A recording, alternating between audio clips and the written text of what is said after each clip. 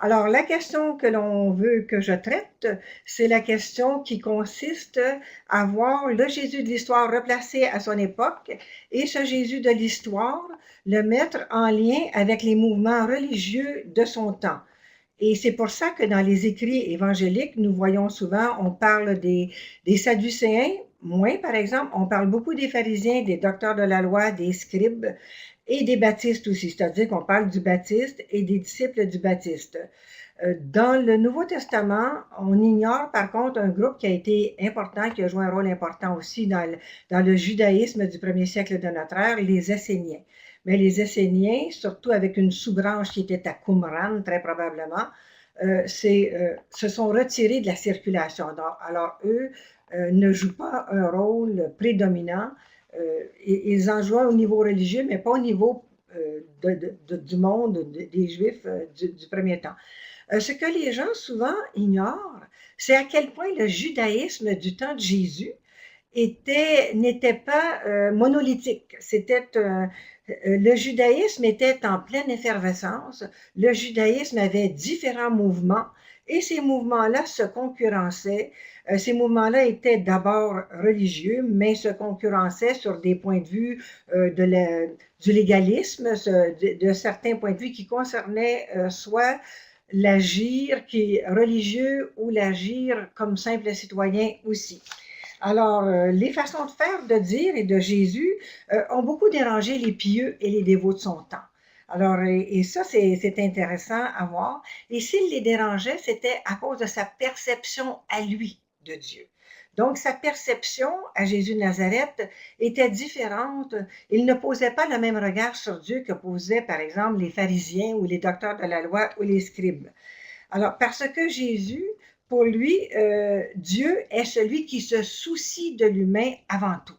Alors que pour les scribes et pour les docteurs de la loi, la Torah, les règles de la Torah, les prescriptions de la Torah sont fondamentales pour être un bon juif et ils associent par le fait même un Dieu qui tient compte beaucoup de l'obéissance aux prescriptions et en même temps, je dirais, de la désobéissance aux prescriptions aussi.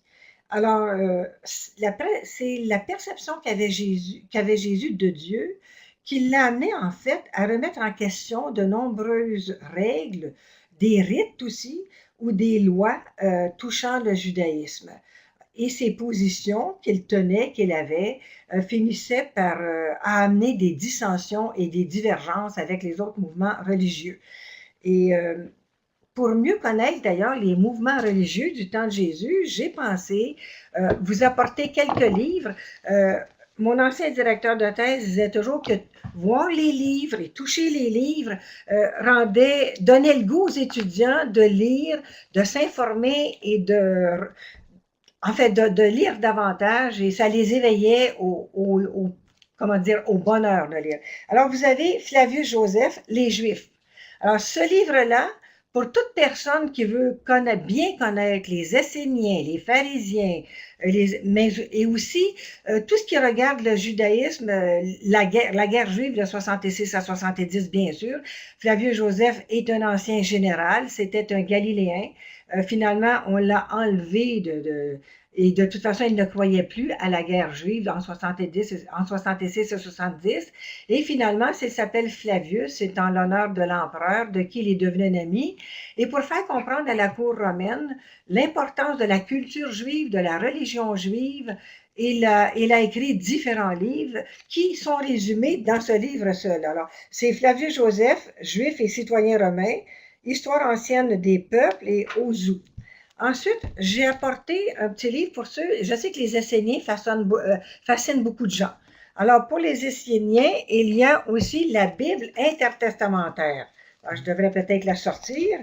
En papier d'oignon, écrit très fine. Vous voyez que moi, elle est très abîmée parce que pour faire ma thèse sur l'imaginaire de Jésus, je devais absolument connaître très bien tout ce qui se passait dans toute la littérature intertestamentaire de 250 ans avant Jésus-Christ à 150 ans. Alors ici, vous avez des écrits pharisiens, des écrits esséniens, vous avez des écrits de différents courants, de différents en fait, le judaïsme bouillonnait d'idées et d'idées religieuses aussi. Alors, il y a des apocalypses dedans, l'apocalypse d'Esdras, l'apocalypse de Baruch, les livres d'Enoch. Alors, c'est une bibliothèque en soi, c'est très intéressant. Il y a aussi, je trouvais ça important, un certain juif, Jésus, par John Mayer. John Mayer a produit 5 briques comme ça. Alors, regardez l'épaisseur. Et c'est à la fine pointe du Jésus de l'histoire. Et le dernier livre que John Mayer a sorti, c'est le mois d'août dernier et en français. Là, je parle de la traduction française parce que c'est d'abord en anglais. Et c'est sur les paraboles, ça porte sur les paraboles. Maintenant, pour ce qui nous occupe, les mouvements pharisiens, esséniens, sadducéens, les docteurs de la loi, les légistes, le mouvement Jésus, c'est surtout les tomes 2 et 3 dans lesquels nous avons des références. Alors, les tomes 2 et 3 nous renseignent beaucoup sur ceux qu'on appelle esséniens, sadducéens, pharisiens. Alors, pharisiens est très, très important parce que dans les évangiles, ce sont surtout les pharisiens que l'on retrouve. Alors, avant d'aller plus loin, je trouve extrêmement important que les personnes qui sont à l'écoute soient vraiment conscientes que tous ces groupes dont je viens de parler adhèrent complètement et pleinement au judaïsme et à la Torah. Ça, c'est très important. Ce sont tous des juifs de religion juive et de culture juive. Et j'insiste, parce que dans le christianisme, Jésus est devenu un occidental chrétien. On lui a enlevé sa judaïté. Alors, la plupart des gens finissent par penser, à cause des dogmes, mais surtout du 4e et 5e siècle, finissent par penser que finalement, Jésus est à peine humain. Mais Jésus est vraiment un juif de culture juive et de religion juive. Et quand il a parti son mouvement, que l'on appelle en exagèse le mouvement Jésus, c'est là qu'il a eu à se frotter, si vous me permettez l'expression, aux pharisiens et aux scribes, aux docteurs de la loi en particulier. Les sadducéens, oui, mais on va voir Jésus avec les sadducéens seulement une seule fois, ça va être dans l'évangile de Marc, repris par Luc et Matthieu, par exemple, et ça va être une question qui va porter sur la résurrection. Donc, les groupes pharisiens, sadducéens et esséniens existaient depuis près de 2 siècles au moment où Jésus commence, lui, son mouvement Jésus, ou commence sa mission de Messie. Alors, c'est intéressant parce qu'exégétiquement parlant, ce que l'on dit, c'est que Jésus, au fond, c'est le petit dernier de tous ces mouvements-là. Hein? C'est le petit dernier des groupes. C'est lui qui a le groupe le plus jeune parce que va précéder Jésus de Nazareth le groupe de Jean le Baptiste. Il va y avoir aussi Jean le Baptiste et son groupe, les Baptistes, et Jésus, au tout début de sa mission. Et là, je n'ose pas utiliser le mot carrière, mais Jésus, dans l'évangile de Marc, Marc nous montre très bien que Jésus va commencer comme disciple du Baptiste. Et ça, c'est important. Il commence comme disciple du Baptiste et après, Marc nous montre quand le Baptiste se fait arrêter, Jésus revient du désert et là va commencer sa propre proclamation, qui est la proclamation du règne de Dieu. Alors, ce qui va démarquer Jésus de tous ces groupes ou qui va faire de Jésus qui va faire de ces groupes les rivaux de Jésus, ça va être ces groupes-là, leur perception de Dieu eux aussi et leur interprétation qui en découle. Alors, c'est très important, au fond, de prendre conscience qui est notre Dieu. Et à partir du moment des images que l'on a de notre Dieu, on développe toute une théologie intérieure soi-même. Alors, c'est ce qui valait pour Jésus, pour les Juifs de son temps, ça vaut pour les chrétiens d'aujourd'hui. Alors, si mon Dieu est un triste Dieu, je deviens un triste chrétien. Si mon Dieu, je ne vois en Dieu qu'un juge, ou je ne vois en Dieu qu'un comptable qui calcule quand est-ce que j'obéis aux prescriptions, ou quand est-ce que je ne respecte pas les commandements de Dieu. Alors, mes images de Dieu, c'est un Dieu légaliste, c'est un Dieu juge, c'est un Dieu punisseur. Toutes des images que Dieu n'avait absolument pas. Alors, celui qui a le plus influencé Jésus de Nazareth, au fond, c'est Moïse. C'est l'expérience de Dieu qu'a faite Moïse en Exode chapitre 3, verset 7. Et quand Moïse fait cette fameuse expérience de Dieu, que l'on a, comment dire, expérimenté dans l'histoire sainte de toutes les façons, et que bon, c'est une sorte de miracle d'extraterrestre, mais en fait, Moïse fait carrément une expérience de Dieu, comme n'importe quelle personne au 21e siècle peut faire une expérience de Dieu. Et dans cette expérience de Dieu que Moïse va faire, lui qui ne connaît que les dieux d'Égypte, puisqu'il a été élevé à la cour d'Égypte, donc ses dieux sont égyptiens. Au moment où il fait son expérience de Dieu, il est devenu le beau-père de Madian, qui lui a d'autres dieux. Donc, après les dieux égyptiens, Moïse épouse les dieux de son beau-père, qui est prêtre à Madian. Et là, il fait cette expérience d'un Dieu dont il n'a jamais entendu parler, parce que plus loin, à la fin du chapitre 3, au début du chapitre 4, il lui dit, mais c'est quoi ton nom? Et là, ce qu'il va entendre, c'est, j'ai vu la misère, j'ai entendu la clameur, les cris des souffrances, je connais vos souffrances et je connais vos souffrances et je suis descendu pour vous libérer. Bien sûr, descendre à travers Moïse. Dieu, c'est dans l'Ancien Testament, Dieu c'est l'autre, le différent. C'est celui qui est au-delà et en deçà de la planète Terre. Donc, c'est celui qui est au-delà des 7 ciels, et pas cieux, des 7 ciels que l'on retrouve d'ailleurs dans la Bible intertestamentaire. Selon les écrits, il y a 5 ciels ou 7 ciels. Donc, Jésus a été marqué au fer rouge par cette expérience de Moïse d'un Dieu qui ne dit pas « Viens vers moi, adore-moi, mets-toi à plat ventre, mets-toi à genoux, bâtis-moi un temple », mais un Dieu qui, au lieu de se soucier de lui-même, c'est à l'envers, à l'encontre d'un Dieu narcissique, totalement. C'est un Dieu qui dit « Je vous vois, je sais qui vous êtes, je connais vos souffrances et je veux intervenir dans ce que vous vivez ».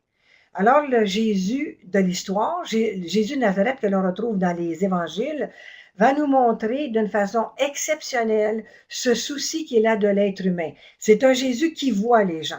Alors, vous entendez Luc va prendre un malin plaisir à répéter dans son évangile, par exemple, par rapport à la veuve de Naïn, Luc va nous dire « en la voyant », par rapport à la femme au dos courbé, « en la voyant », par rapport à l'homme à la main desséchée, « en le voyant ». Et alors, il met l'accent sur un Jésus qui voit, exactement comme Dieu dans l'Exode qui dit « je vois, j'ai vu votre misère ». Ensuite, quand Bartimée hurle, les autres menacent Bartimée pour le faire taire. Et vous voyez un Jésus qui s'arrête et qui dit « appelez-le ». Donc, un Jésus qui entend le cri de celui qui souffre. Et un Jésus qui guérit les corps, qui libère les gens par des exorcismes. Donc, un Jésus qui soulage la misère et qui libère les gens. En ce que l'on met derrière les exorcismes, Jésus libère des gens très probablement pour plusieurs d'obsessions, de peur, de stress, d'angoisse aiguë. Hein. Il faut oublier le film Exorciste. Tout le monde pense que les exorcismes que Jésus faisait, il y avait affaire rien qu'à des malades très particuliers.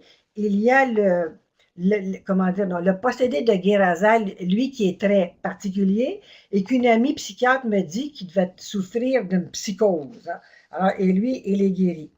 Donc, c'est cette perception que Jésus a de Dieu et que les scribes et les pharisiens ont de Dieu, qui est différente, qui va amener les conflits entre Jésus et les pharisiens et les docteurs de la loi et les scribes. Et souvent, les docteurs de la loi et les scribes font partie des pharisiens. Et je trouve important aussi de souligner, parce que tous les exégètes vont le rapporter, en fait les exégètes sérieux et à la fine pointe, que chez Luc et Matthieu, le mouvement antipharisien, le ton antipharisien est plus fort que chez Marc, parce que Luc et Matthieu ont rédigé leur évangile dans les années 80 du premier siècle de notre ère. Et c'est l'époque, c'est le temps où les judéo-chrétiens, donc les Juifs qui ont adhéré à Jésus en tant que Messie, en Messia en hébreu, Christos en grec, Christ en français, mais ça veut dire Messie. Donc, tous ces Juifs qui ont reconnu en Jésus le Messie déplaisent fortement aux rabbins des synagogues et déplaisent fortement aux Juifs pieux et dévots des années 80. Donc, ils ne veulent plus que ces judéo-chrétiens, que ces Juifs qui reconnaissent Jésus comme Messie, continuent à aller à la synagogue et ils ne veulent plus les entendre parler. Donc, graduellement, ils vont les jeter en dehors des synagogues, de sorte que les judéo-chrétiens vont se retrouver orphelins finalement. Et c'est pour ça qu'à la fin du 1er siècle, les communautés hellénistiques, qui jusque-là étaient avec les judéo-chrétiens sous le parapluie du judaïsme, vont se retrouver en dehors de toute religion officielle, et là, le christianisme va naître. Maintenant, les divergences et les convergences, parce qu'il faut vraiment parler des divergences et des convergences, j'y arrive. Il n'y a qu'avec les baptistes que Jésus a des convergences. D'abord, Jésus a commencé sa mission. Il ne savait peut-être pas à ce moment-là qu'il avait déjà sa mission, mais il a commencé par devenir disciple de Jean le Baptiste. On le voit très bien en Marc chapitre 1. Et au verset 8, c'est le baptême que Jésus va recevoir du Baptiste. Et c'est à son baptême que là, Jésus va vraiment comprendre sa mission quand il va entendre « Tu es mon fils bien-aimé, celui que j'ai choisi ». Ça relève du psaume royal 2, verset 7, et c'est le signe messianique. Alors là, Jésus, durant ce baptême, va comprendre qu'il reçoit que la mission de Messie, c'est lui qui l'a. Mais Jésus, donc, commence avec le baptiste. Et on s'aperçoit dans les évangiles synoptiques, avec Marc, mais avec Matthieu et avec Luc, qui vont nous parler plus de Jean le Baptiste que Marc, on s'aperçoit qu'il y a des atomes crochus entre Jésus Nazareth et le Baptiste. D'abord, c'est le Baptiste. Bon, il va prêcher le baptême de conversion. Le mot conversion, métanoïa en grec, en fait, ne veut pas dire le mot conversion comme on l'entendait dans le christianisme, en tout cas du 20e siècle. Quand j'étais petite, on parlait d'aller convertir les Chinois, d'aller convertir les gens en Afrique, alors que le sens profond du mot grec métanoïa, c'est changement de mentalité. Alors, le Baptiste demande aux gens de changer de mentalité sur le regard sur Dieu. Alors, au lieu de penser que Dieu est un Dieu qui exige des prescriptions, des interdits, des sacrifices au temple, changer de regard sur Dieu et prendre conscience que ce qui importe le plus à Dieu, c'est la relation du cœur. Donc, changement de mentalité sur Dieu. Et ensuite, le changement pour cette conversion-là, c'est un changement de mentalité. Et ensuite, ce que le Baptiste exige, au fond, on le voit dans le programme qu'il donne en Luc et Matthieu, c'est l'aumône et la pénitence. Mais pas comme on nous l'a appris dans le christianisme, moi comme catholique en tout cas, l'aumône, bon, on donne de l'argent, la pénitence, on fait des sacrifices, mais dans le monde du 1er siècle de notre ère, où la classe moyenne n'était pas pauvre, mais n'avait que le strict nécessaire. Donc, faire l'aumône, c'est peut-être se priver d'un pain pour le partager avec la voisine. Le sacrifice, ça peut être ça aussi. Donc, pour être capable de donner à l'autre, il faut s'enlever quelque chose à soi.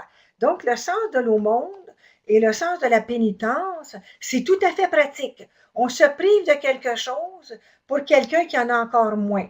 Alors, c'est quelque chose soit que l'on donne, ou c'est un sou ou un denier que l'on donne et qu'on se prive, donc on renonce à quelque chose pour que l'autre puisse en avoir. Alors ça, c'était la proclamation du Baptiste.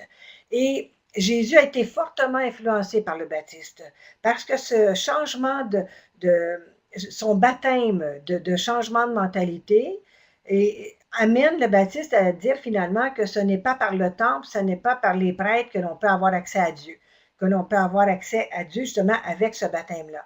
Et Jésus va aller plus loin avec sa proclamation du règne de Dieu. Alors Jésus, avec sa proclamation du règne de Dieu, sa petite parabole de la graine de moutarde, laisse clairement entendre que à la seconde où l'on veut que Dieu vienne en soi, Dieu vient chez nous sans intermédiaire. Alors maintenant, avec ça, c'est les points de convergence avec le Baptiste. Et les deux groupes aussi croyaient à la résurrection des morts. Mais ce point de convergence-là, il existe aussi avec les pharisiens et avec les Esséniens. Ce sont tous des groupes qui croient à la résurrection des morts. Et il n'y a que les Sadducéens dont la théologie est différente. Ça ne veut pas dire qu'ils ne croient pas du tout à la résurrection des morts, mais ils ne croient pas à la résurrection des morts à la façon, disons, à partir des croyances émises au 1er siècle de notre ère dans les mouvements Jésus, baptistes ou esséniens, ou bien pharisiens. Alors, maintenant, que j'ai bien montré les points de convergence, on va arriver avec les points de divergence entre Jésus et les mouvements religieux de son époque.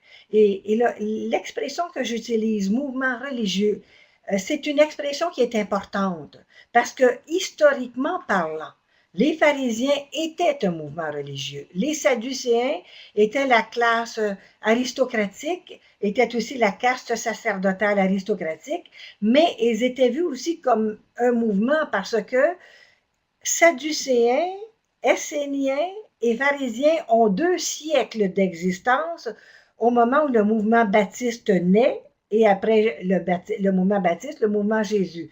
Donc, esséniens, pharisiens et sadducéens ont une tradition qui est déjà ancrée dans le peuple juif. Les pharisiens se sont spécialisés dans les Écritures, donc les grands rabbins sont pharisiens. Les spécialistes des Écritures, les légistes, les docteurs de la loi sont généralement des pharisiens. Dans la caste sacerdotale, il y en a peut-être un ou deux, mais disons que la caste sacerdotale, son rôle, sa mission, c'est d'offrir des sacrifices. Donc, ce n'est pas d'être des spécialistes des Écritures. Donc, à travers les 2 siècles, derrière des batailles politico-religieuses, que je n'ai pas le temps d'expliquer bien sûr, il va y avoir des gagnants, il va y avoir des perdants. Tantôt, ça va être les Sadducéens qui vont être gagnants, tantôt, ça va être les pharisiens qui sont gagnants. Mais au premier siècle de notre ère, les pharisiens deviennent importants, je dirais, à cause de leur enseignement. Et les Sadducéens, là, deviennent les gagnants parce qu'ils représentent l'autorité à la fois politique, religieuse et économique de la Judée. Et c'est eux qui font qui règlent les problèmes avec l'autorité romaine. Alors maintenant, donc, comme les pharisiens sont les grands spécialistes des Écritures, ça va être beaucoup plus avec eux. Et les docteurs de la loi, parfois, on ne dira pas les pharisiens, on va dire les légistes, les docteurs de la loi, que Jésus va avoir des problèmes. Et la première, ça va être le divorce. Alors, la position de Jésus sur le divorce a fait couler beaucoup d'encre, non seulement au temps de Jésus, non seulement au premier siècle de notre ère, mais imaginez-vous au 21e siècle et au 20e siècle. Hein? Alors, je n'entrerai pas dans les questions de divorce du 20e siècle et du 21e siècle. Non, merci. Mais on va aller voir ce que lui, Jésus, a dit. Alors, la position de Jésus sur le divorce, elle est radicale. Hein? Elle est radicale. Et Jésus va profiter d'une question des pharisiens pour donner sa position radicale. Et c'est Marc, le premier, qui nous rapporte cet événement-là. Et c'est important, Marc nous dit que ce sont les pharisiens qui lui ont posé une question sur le divorce. Et ça corrobore tout ce que les spécialistes du Jésus de l'histoire rapportent sur les pharisiens en lien avec le divorce. Les pharisiens avaient un très grand souci des règles concernant le divorce, et en particulier des règles sur comment le faire et le faire bien, ce divorce-là. Alors, c'est historiquement parlant, c'est très intéressant de voir que c'est les pharisiens qui vont poser la question à Jésus. Les pharisiens s'avancèrent pour lui tendre un piège. J'ai remarqué l'expression, pour lui tendre un piège. Hein. Et lui demande s'il est permis à un homme de répudier sa femme. Il répondit, qu'est-ce que Moïse a prescrit? Et ça, c'est vraiment une manière que Jésus a, c'est une habitude que Jésus a. À chaque fois que les pharisiens ou les sadducéens lui posent une question, il a l'habitude, ou les docteurs de la loi, il répond par une contre-question. J'ai envie de dire, un jésuite avant le temps. Alors, qu'est-ce que Moïse a prescrit? Ils disent, Moïse a permis d'écrire un certificat de répudiation et de renvoyer sa femme. Jésus leur dit, c'est à cause de la dureté de votre cœur qu'il a été écrit pour vous ce commandement, que l'homme ne sépare pas ce que Dieu a uni. Et ça vient carrément de Genèse, en chapitre 2, versets 2 et 3. Dans sa réponse, donc, Jésus est radical, il prescrit totalement le divorce, contredisant, et ça c'est important, contredisant tous les groupes religieux qui sont fidèles à la Torah. Et ça, j'y tiens, fidèles à la Torah, car le divorce était une institution autorisée et régulée par la Torah. Donc, non seulement autorisée, mais régulée par la Torah. Pourquoi donc prononcer des paroles qui vont à l'encontre de la Torah? Et c'est extrêmement important de voir que dans le judaïsme, c'est régulé, là. Alors, les spécialistes du Jésus de l'histoire vont nous dire que Jésus se voit vraiment comme le prophète des derniers temps, le prophète de la fin des temps, c'est plus exact. De la fin, en fait, la vraie expression, ce serait de la fin du dernier temps des temps qui ouvre le nouveau temps. Le nouveau temps qui est le temps de Dieu. Donc, un Jésus qui se voit à la jonction du dernier temps, des temps, qui ouvre le nouveau temps qui est le temps de Dieu. Et ça relève de la théologie aussi du 1er siècle de notre ère. À Qumran, les Esséniens attendaient la visite de Dieu. C'est la même chose. La visite de Dieu inaugure ce temps nouveau qui sera le temps de Dieu. Et que certains livres de la littérature intertestamentaire suggèrent que ce soit de 70 semaines. Chaque semaine, à ce moment-là, est interprétée comme étant un an ou 100 ans. Alors, mais c'est beaucoup plus l'interprétation d'un an, ce qui voudrait dire que ce temps nouveau durerait 70 ans, et après ce temps de Dieu, ce serait comme une sorte de félicité qu'on ne précise pas nécessairement où, mais qui serait plutôt sur la terre. Donc, pourquoi ces paroles-là? Parce que Jésus se croit vraiment ce prophète à la fin d'un temps, le prophète des derniers temps et inaugurateur du temps nouveau, et il inaugure le temps nouveau du règne de Dieu. D'ailleurs, la proclamation du Jésus de l'histoire, c'est « Croyez à la venue du règne de Dieu. Convertissez-vous, ça y est emprunté ça au baptiste, et croyez à la venue du règne de Dieu. Le règne de Dieu en chacun de vous. C'est un momentum. Pour Jésus de Nazareth, c'est un momentum, c'est un kairos, c'est un temps tout à fait particulier. Un kairos, ce n'est pas un temps chronologique. C'est un temps, comme le momentum latin, un temps tout à fait particulier qui ne reviendra pas et qui ne se reproduira pas. C'est un temps tout à fait spécial. Et pour Jésus, le règne de Dieu est déjà là et pas encore totalement là. Alors, ça suppose à ce moment-là, Jésus demande donc à ses disciples d'obtempérer pour cette position, pour cette exigence radicale. Et on va voir en Matthieu d'ailleurs que ses propres disciples ne sont pas très contents. Il y en a même qui vont dire, ben ça nous donne quoi de nous marier? Et ça, je trouve ça vraiment intéressant, que des disciples de Jésus lui-même, face au radicalisme de Jésus, en finissent par se demander qu'est-ce que ça va nous donner de nous marier si on est obligé de ne plus se marier. Le deuxième point qui va poser problème, c'est le sabbat, ou le Shabbat en hébreu. Et dans le Premier Testament, nous trouvons toute une série de commandements qui concernent le sabbat. Genèse 2, verset 2, 3, Exode 20, 8 à 11, Nombre 15, 32, 36, Deutéronome 5, 12, 15, etc. Je ne vous les nomme pas toutes, il s'en faut. C'est une règle qui, supposément pour eux, en tout cas, vient directement de Dieu.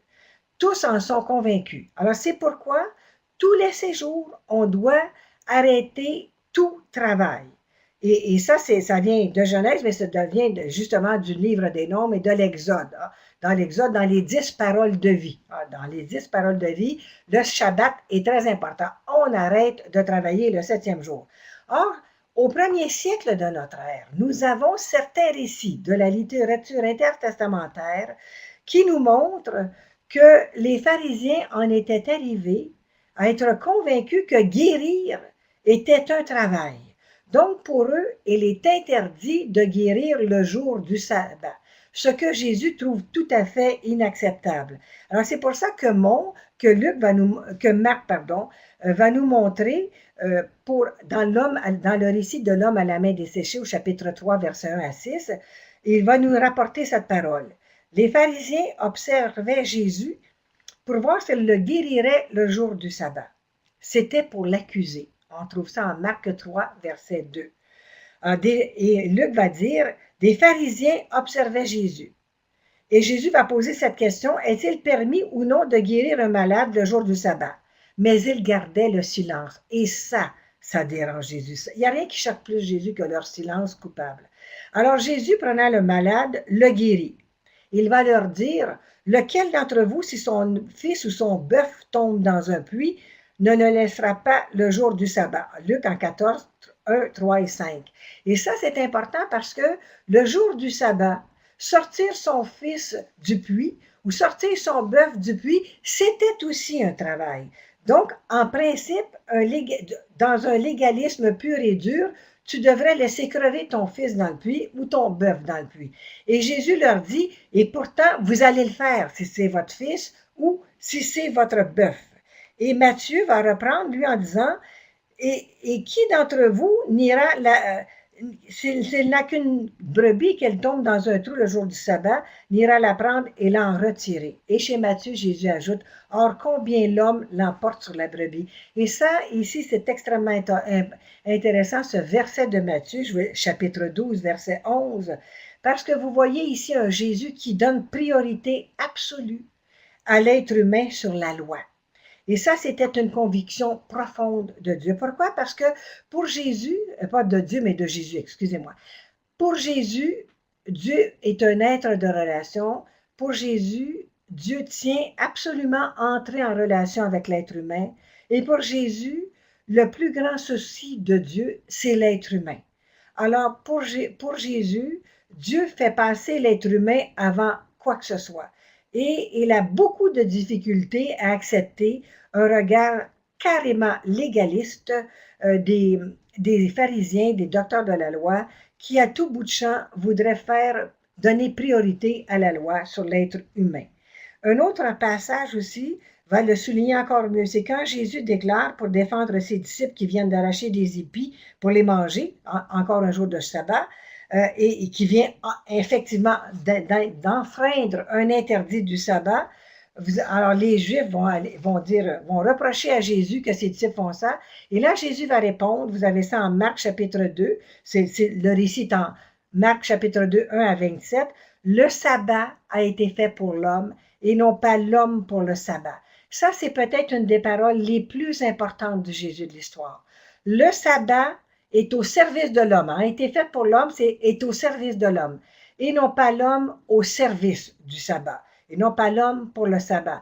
Et c'est ce que Jésus reproche le plus aux pharisiens, parce que pour Jésus, guérir une main, c'est pas une vie, c'est pas aussi important que ça, guérir la main, c'est pas une question de vie ou de mort. Mais pour Jésus, dans Genèse, le sabbat est aussi un jour de célébration et d'action de grâce. Ah, pour le Jésus de l'histoire, guérir un être humain qui est blessé dans sa chair, dans son corps, ou dans son cœur, ou dans son esprit, c'est ce qu'il y a de plus important parce que guérir quelqu'un le jour du sabbat, c'est le jour par excellence, c'est la façon de rendre grâce, la meilleure façon de rendre grâce au Dieu créateur. Et c'est pour ça que Jésus, ça le choque tant de voir les pharisiens ajouter dans cette tradition orale d'avoir, dans les 2 siècles précédents, d'avoir fait d'une guérison un travail. Il y a aussi une remise en question de certaines lois. Et voici qu'un légiste se lève et dit pour le piéger, ça c'est en Luc, pour piéger Jésus, que dois-je faire pour avoir la vie éternelle? Et là, Jésus, à son habitude, va répondre la même chose.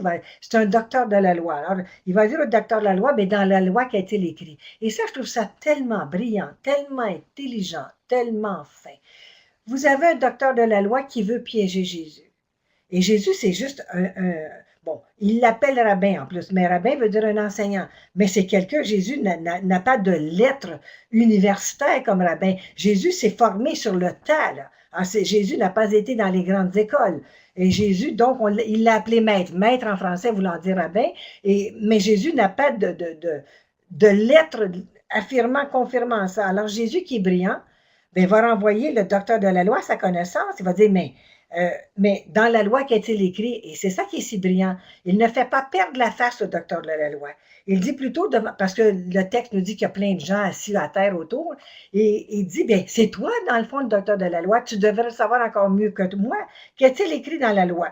Alors là, le docteur de la loi va sortir une réponse exemplaire, et Jésus va lui dire, ah, c'est bien, fais ça. Et tu auras la vie. Il ne lui dit pas, tu vas avoir la vie éternelle. La question portait sur la vie éternelle. Il dit, tu vas avoir la vie. Ouais, tu vas avoir la vie, sous-entendu, la vie immédiatement. Mais il n'a pas réussi à piéger Jésus. Alors là, il va se reprendre en posant une autre question. Et qui est mon prochain? Alors là, selon le Lévitique, chapitre 19, verset 17, on sait très bien qui est le prochain. C'est écrit textuellement que le prochain, c'est le frère de race, le compatriote. Alors, vous comprenez bien qu'un docteur de la loi le sait parfaitement qui est le prochain. Alors, exégétiquement parlant, on suppose que c'est une question piège, parce que si Jésus disait, bien, le prochain, c'est toute personne qui est à côté de moi que je dois aider, et là, on pourrait dire, et même le soldat romain, Alors là, il serait accusé de sédition, il serait accusé de trahison. Le soldat romain, celui qui vient de l'Empire romain, celui qui est le mal vu, c'est comme en France les délateurs pendant la Résistance ou les collaborateurs, hein, plutôt les collaborateurs que les délateurs. Donc, si Jésus répondait ça serait vraiment très mal vu. Alors, Jésus, plutôt, pour échapper au piège, va raconter sa fameuse parabole du bon samaritain. Et la dernière question, très peu de gens réalisent ce que cette parabole-là veut vraiment dire. La question que Jésus va poser au docteur de la loi à la toute fin, c'est qui s'est fait proche du blessé? Et le docteur de la loi va être obligé de répondre, c'est celui qui s'est occupé du blessé. Je pense qu'il n'ose même pas dire le mot samaritain. Et les Samaritains, aux yeux des Juifs, ce sont des impurs.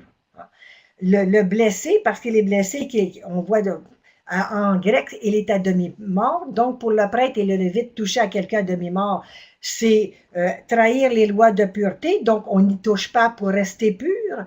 Alors, Jésus montre clairement que l'impur officiel qui touche le blessé sauve le blessé, alors que les purs officiels qui veulent rester purs pour mieux officier, pour aller offrir un sacrifice au temple, et offrir un sacrifice au temple, tous les sacrifices que l'on offre, c'est toujours pour que Dieu donne la vie au peuple, pour que Dieu bénisse le peuple, pour que la fertilité, la fécondité tombe sur le peuple, pour que la vie vienne en plénitude sur le peuple. Et là, Jésus montre clairement que quand le prêtre et le lévite font face dans la réalité à quelqu'un qui est à moitié mort, c'est le terme grec, à moitié mort, ils passent à côté et ils ne font rien. Alors, c'est comme ça que l'on dit que Jésus, dans cette parabole-là, annule le Lévitique, chapitre 19, verset 17-18, en disant « Le prochain, ce n'est ni le compatriote ni le frère d'erreur, c'est même pas l'autre. Le prochain, c'est moi, à chaque fois que je me fais proche de l'autre. » Alors là, il vient de toucher une loi du Lévitique. Je pense que rien que pour ça, il aurait pu être lapidé sur place. En plus, il ne se contente pas de ça. Il va annuler des lois de pureté que l'on retrouve dans Lévitique 22, verset 4 et dans le livre des Nombres, chapitre 19, verset 16, qui viennent justifier le comportement du prêtre et du lévite, qui viennent montrer que le prêtre et le lévite avaient raison de ne pas le toucher. Alors Jésus, en montrant à quel point le prêtre et le lévite, en ne touchant pas le blessé, risquaient que le blessé meure, annule ces lois de pureté, laissant entendre que ce sont des lois de pureté tout à fait inutiles, puisque dans la vraie vie, quand on est à côté de quelqu'un qui est malade, qui est souffrant, qui est blessé, sous prétexte de ne pas devenir impur, on ne fera rien. Donc, il disqualifie ces lois-là. Ensuite, il y a les lois aussi de pureté rituelle. Ça, ce sont d'autres lois. Des lois qui peuvent concerner la vaisselle, se laver les mains. Il y a toutes sortes de lois de pureté dans la tradition orale de l'époque. Alors, Jésus a scandalisé scribes et pharisiens en mangeant et en se tenant avec des pécheurs publics et des publicains considérés comme des impurs par la Torah. Et ça, c'est la question de manger à table, de manger avec des pharisiens, de manger avec des pécheurs publics ou des collecteurs d'impôts. Quand il est allé chez Zachée, par exemple, c'était le même, il a scandalisé des personnes pour ça. Comment ose-t-il aller manger chez un collecteur d'impôts qui est un pécheur public, hein, pécheur reconnu publiquement. Alors, et dans la Torah, c'est tout à fait interdit. Donc, pharisiens et scribes ne comprennent pas le comportement de Jésus. Ils ne comprennent pas pourquoi Jésus fait ça. Et c'est important de bien saisir. Ils voient Jésus faire ça et ils n'arrivent pas à comprendre parce qu'eux autres, ils sont tellement rattachés à la lettre de la loi. Eux, ce sont des esclaves de la lettre de la loi. Donc, pour eux, ne pas respecter la loi, c'est ne pas respecter Dieu. Alors, quand ils voient que Jésus fait ça, ça les jette littéralement en terre. Ça ne veut pas dire que c'est des gens de mauvaise volonté. Ça ne veut pas dire que c'est des gens malveillants. Ça ne veut pas dire que ce sont de mauvaises personnes. Ce sont des dévots, ce sont des pieux. Leur problème, c'est d'être des esclaves de la loi, d'être trop attachés à des règles et à des rites en pensant que Dieu tient absolument qu'on respecte tout ça et que c'est ça qui plaît à Dieu, quitte à laisser tomber les humains. Donc, Marc va nous rappeler au chapitre 2, verset 16, même des scribes et pharisiens le suivaient. Ceux-ci, voyant qu'il mangeait avec les pécheurs et collecteurs d'impôts, disaient à ses disciples, quoi, il mange avec des pécheurs et des collecteurs d'impôts? Alors, comme Jésus aussi accomplissait des guérisons des jours de souvent, ils étaient obligés, et c'est ça qui est comique en quelque part, ils étaient obligés d'admettre que Dieu était avec lui. On voit qu'ils sont convaincus que Dieu est habité par Dieu, que Jésus, est habité par Dieu, que Jésus se laisse habiter par Dieu. Et c'est ça qui les dérange tant, et en même temps, ça amène chez eux confusion et incompréhension. Devant Dieu, ils se disent, mais c'est évident qu'il est habité par Dieu parce que sinon il ne pourrait pas guérir des gens. Alors comment peut-il être habité par Dieu et manger avec des pharisiens, manger avec des collecteurs d'impôts? Et comment se fait-il que Dieu accepte ça? Comment se fait-il que ça ne dérange pas Dieu? Et c'est ça, là, les pharisiens et les scribes et les docteurs de la loi, c'est de l'incompréhension qu'ils vivent et de la confusion. Et donc, ça les rend malades. Hein?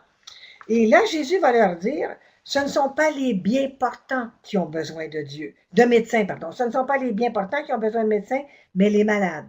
Et vous avez un Jésus qui ajoute, je suis venu appeler non pas les justes, mais les pécheurs.